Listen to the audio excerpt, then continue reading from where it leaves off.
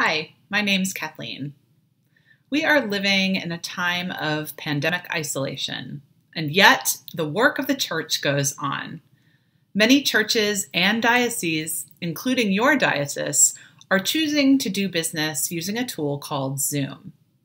This video is going to talk about how to get started, join, and participate in your diocesan convention using Zoom meeting.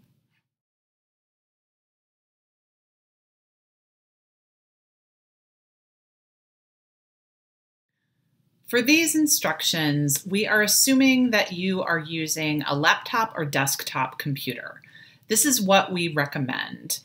It should be outfitted with a webcam and with a speaker and microphone, or you may use a headset that has a speaker and microphone and is hooked into your computer. You can use a mobile device in order to join Zoom meeting, but you will find it much more difficult to use all of the tools that are required to fully engage in diocesan convention. First, you will receive an email from your diocese that contains a link to your Zoom meeting. When it is time for the Zoom meeting, click on the link. You may notice that there is a passcode associated with your Zoom meeting. In this case, that passcode is Episcopal. When you are ready, click on the link. A new browser window will open up. If you have used Zoom before, it is likely that you already have the software installed on your computer. If you have not used Zoom before and do not have the software installed on your computer, we recommend that you do so. You will see it says, "Don't have Zoom client installed? Download now." So you will click on Download Now. I happen to be using a Mac, and you will see that this process is very quick. You download the installer. You open the installer, you answer a few questions,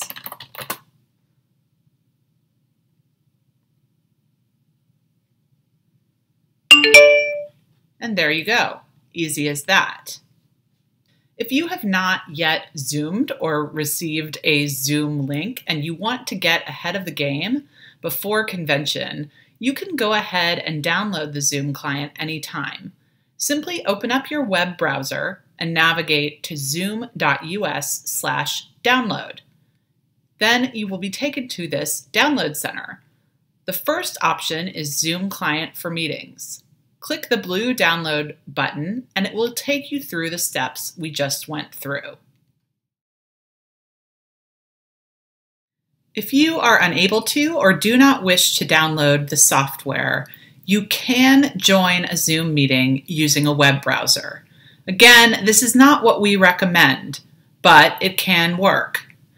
To do this, you will start out the same way.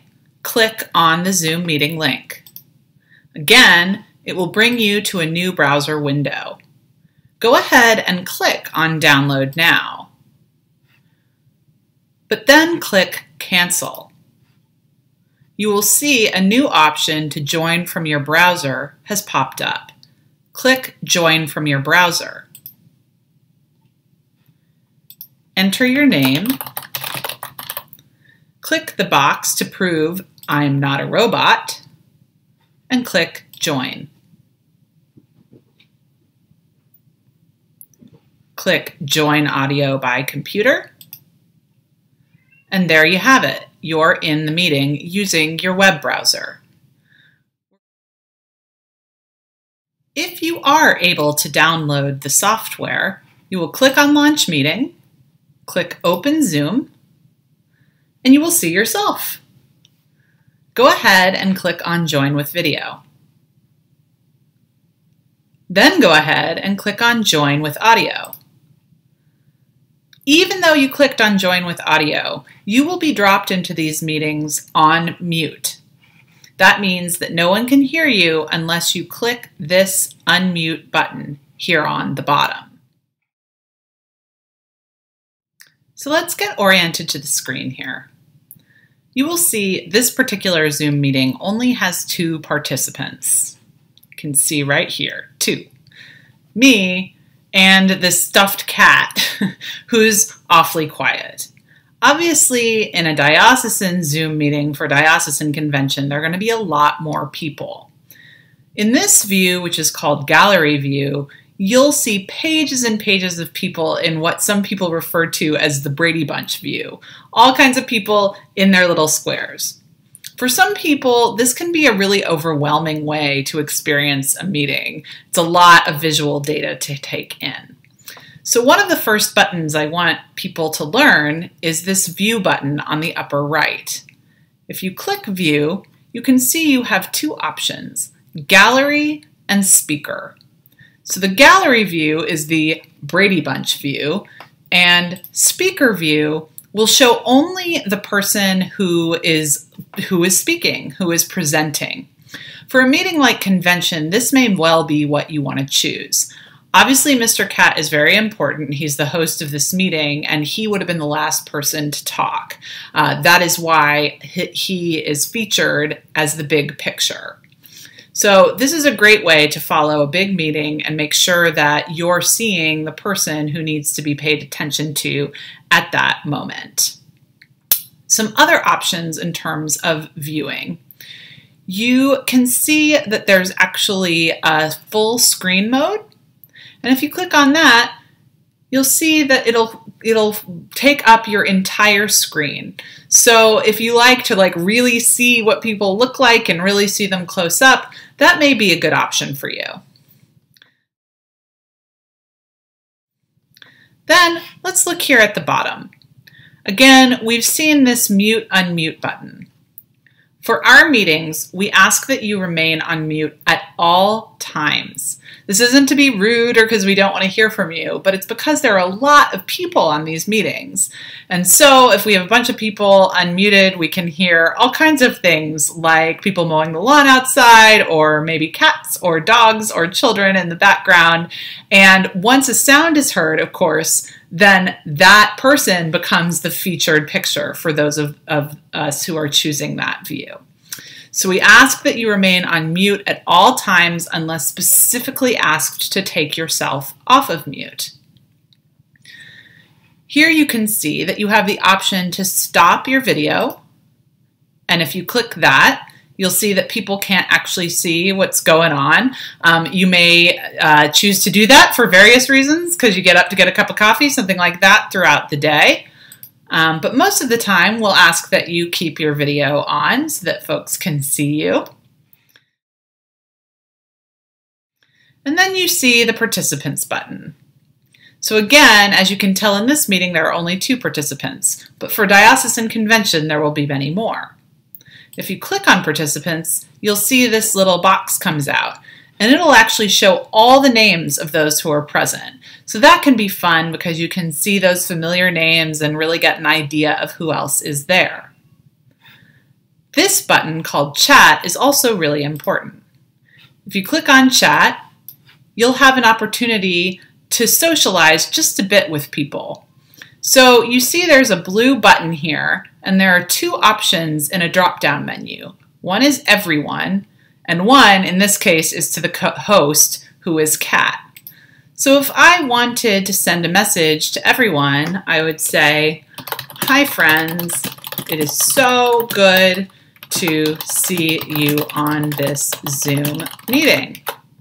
And I'd hit enter, and everyone in the meeting would see this. If I wanted to speak to just Mr. Cat over there, I would select Cat and say, "Hello, Cat. I like your whiskers." For that message, where it says privately, you can tell that it went just to Cat. Of course, for chat, we want things to remain appropriate and we want things to remain friendly. So again, we want this to be a really nice place for you to be able to have some kind of socializing and saying hi to one another, perhaps offering prayers. But this is not a place for debate. This is not a place for inappropriate commentary or beating up on anyone or snarky comments about someone speaking. It is a place to connect a little bit when in this time when we're not able to gather in person. The chat box is also not a place to be officially recognized to speak in convention. That is another function.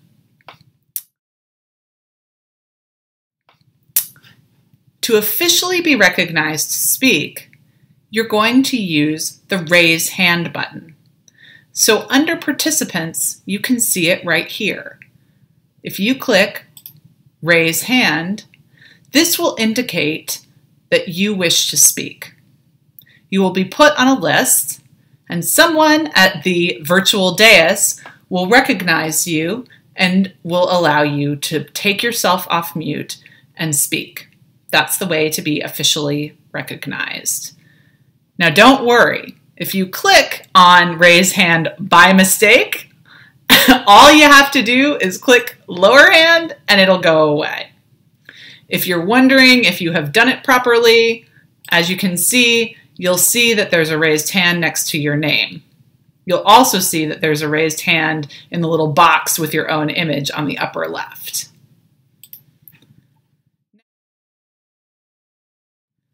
Now, I have to say, I personally have a little bit of trouble with these floating boxes in this full screen view. I prefer to go back up here to our view and exit full screen.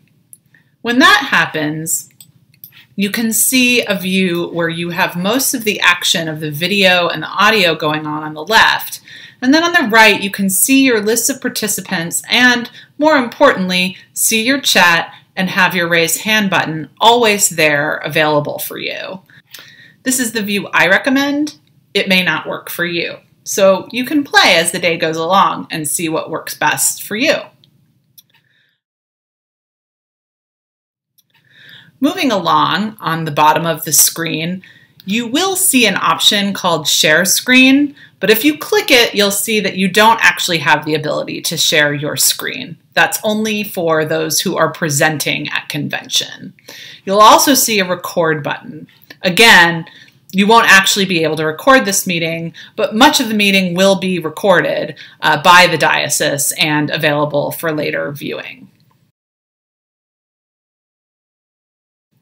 You will also see a Reactions button. Now this might be used during the course of convention for fun moments or for moments for a little bit of levity. Someone may say, hey, do people think that they might want a break? Or do people think this is a good idea? Or applause. And so you have the option to applaud, or to thumbs up, or to heart something, or laugh, or wow, or celebrate. So when you click these reactions, they don't stay up there forever, they just stay up for a few seconds and indicate a little bit of how you are feeling. You may find that during your meeting, a poll is launched. When this happens, you'll see that a little window will pop up right in your Zoom meeting. In this case, it's called Test Poll. And you are being asked, which do you prefer, apple or orange? Simply select the one that you'd like. I'm going to select orange and click Submit. The administrator will then share the results of the poll once it's ready. As you know, voting is a huge part of the business that gets done at Diocesan Convention. Similar to how you get invited to the Zoom meeting, you will receive an email invitation from ElectionBuddy for voting. Open up this email and you will see that you will receive one single link for voting during the entire Diocesan Convention. To vote, visit this link. You will also see that you have been given an access key and a password. Depending on your diocese, you may be given one of these or the other or both. For these purposes, we're imagining that you have received both. This is just for security to make sure that you are you. So if you click on the vote link, you will see a place to put your access key, which I will copy. It is 12345 in this case, and your password, which is Episcopal. Click Authenticate. What I recommend doing is opening this web browser page first thing in the morning, at the very beginning of convention. This is the single page where all of the ballots for all the voting will be placed. So you don't have to go back and sign in every single time. The administrator of the elections will be managing this, and different elections will come up as they are appropriate. So one thing that's a little bit tricky about this is if you're going to have this window open the entire time, which is what we recommend, you also have Zoom open the entire time. So some people may not be comfortable with this. One way to do it is on a single computer. You may have your Zoom window and you may just know that you have your web browser operating in the background. You may be comfortable with switching and toggling back and forth and back and forth. On the other hand, you may prefer to use your mobile device to sign in to ElectionBuddy. That might allow you to hold your phone in your hand, have ElectionBuddy open, constantly refreshing with whatever the appropriate elections are, while keeping your Zoom window fully open and being able to fully pay attention at the same time. This may also be a really good solution for more than one person in the same household who is sharing the same computer for convention. So it may be that two of you can share one Zoom window to join, but you will need to have different devices to vote from because you'll need to sign in using your different keys and passwords. So one of you may use the web browser to sign in using your credentials, and the other one may use a phone or an iPad or some other kind of tablet to sign in for their elections. So in order to complete an election, it's pretty simple. You'll go to the screen, and this is a test election, so you'll see that, that there will be any kind of explanation up here. Of course, what's going on Zoom will help you be oriented to exactly what's going on, so you know exactly what you're voting about. And so for this sample motion, you have exactly one of two options, or you may choose to abstain. You may choose for the motion, against the motion, or abstain. I'm going to choose for the motion. So I click this button and then verify your selection.